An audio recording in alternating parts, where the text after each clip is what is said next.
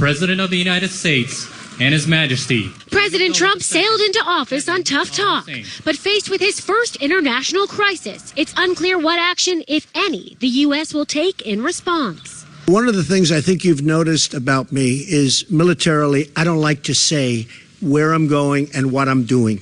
I'm not saying I'm doing anything one way or the other, but I'm certainly not going to be telling you.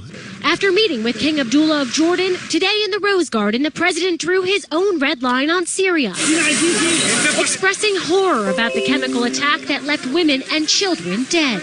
When you kill innocent children, innocent babies, little babies, with a chemical gas that is so lethal, people were shocked to hear what gas it was. That crosses many, many lines, beyond the red line, many, many lines. The primary focus of Trump's Middle East policy, defeating ISIS, while laying the blame for other foreign policy quandaries from Syria to nuclear threats at the feet of former President Obama. Even as he played the blame game today, Trump acknowledged that now he's the one in charge. I now have responsibility, and I will have that responsibility and carry it very proudly. I will tell you that.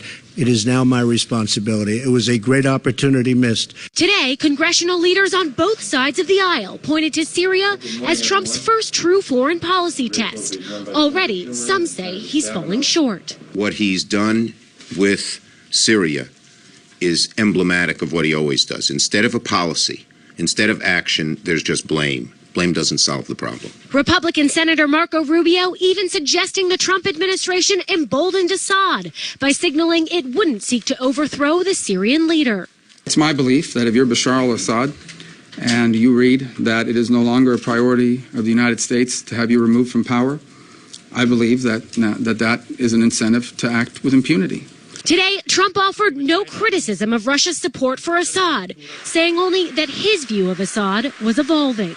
My attitude toward Syria and Assad has changed very much. But the biggest meeting of the week comes tomorrow, when Trump sits down with the Chinese president at his luxury resort in Mar-a-Lago. After putting China on notice over North Korea's nuclear program. That's another responsibility we have, and that's called the country of North Korea. We have a big problem.